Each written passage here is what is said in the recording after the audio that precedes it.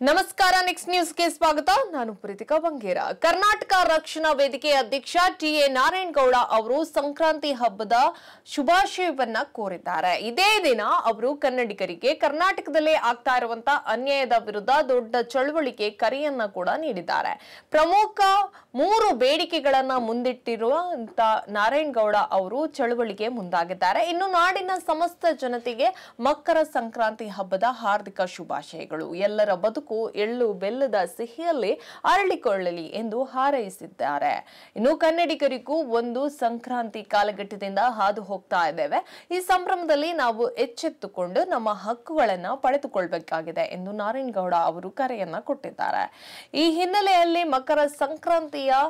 ಈ ಸಂದರ್ಭದಲ್ಲಿ ರಕ್ಷಣಾ ವೇದಿಕೆ ನನ್ನೆಲ್ಲ ಕಾರ್ಯಕರ್ತರೊಂದಿಗೆ ದೊಡ್ಡ ಸವಾಲೊಂದನ್ನ ನೀಡ್ತಾ ಇದ್ದಾರೆ ಮುಂದಿನ ಸಂಕ್ರಾಂತಿಯ ಒಳಗೆ 3 ಮುಖ್ಯ ವಿಷಯಗಳನ್ನ ನಿಮ್ಮ ಚಳುವಳಿಯ ವಿಷಯ ಆಗಿರಬೇಕು ಎಂದು ಅವರು ಹೇಳಿದ್ದಾರೆ ಈ 3 ಹಕ್ಕು ಒತ್ತಾಯವನ್ನ ಈಡೇರಿಸುವುದಕ್ಕೆ ನಾವು ಸಿದ್ಧರಾಗಿರಬೇಕು ಈ ಚಳುವಳಿಯಿಂದ ಏನೇ ಸಮಸ್ಯೆ ಬಂದರೂ ವೃತ್ತಿ ಕೆಡದೆ ಕನ್ನಡಿಗರ ಬಹುಕಾಲದ ಬೇಡಿಕೆಗಳನ್ನ ಈಡೇರಿಸುವಂತೆ ನೋಡಿಕೊಳ್ಳಬೇಕು ಎಂದು ಕರೆಯನ್ನ ನೀಡಿದ್ದಾರೆ ಮೊದಲನೆಯದು ಕರ್ನಾಟಕದಲ್ಲಿ ಮಾರಾಟವಾಗುವ ಅಥವಾ ಬಳಕೆಯಾಗುವ ಎಲ್ಲಾ ಬಗೆಯ ಉತ್ಪನ್ನಗಳ ಏಜೆನ್ಸಿಗಳು ಪರಭಾಷಿಗರ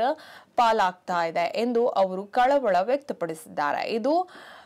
ಸಾಗಾಟಗಾರರಿಗೆ ಕನ್ನಡಿಗರಿಗೆ ಆಗ್ತಾ ಇರುವಂತಹ ದೊಡ್ಡ ಅನ್ಯಾಯ ಮತ್ತು ಅಪಮಾನ ಎಂದು ಹೇಳಿದ್ದಾರೆ ಹೀಗಾಗಿ ಎಲ್ಲಾ ಉತ್ಪನ್ನಗಳ ಏಜೆನ್ಸಿಗಳು ಕನ್ನಡಿಗರಿಗೆ ಸಿಗಬೇಕು ಅಥವಾ ಈ ಏಜೆನ್ಸಿಗಳಲ್ಲಿ ಕನ್ನಡಿಗರು ಪಾಲುದಾರ ಆಗಿರಬೇಕು ಎಂದು ಆಗ್ರಹವನ್ನ ಮಾಡಿದ್ದಾರೆ ಹೆಚ್ಚಿನ ಅಪ್ಡೇಟ್ಗಾಗಿ ನೋಡ್ತಾರೆ ನೆಕ್ಸ್ಟ್ ನ್ಯೂಸ್ ಕನ್ನಡ ವಂದನೆಗಳು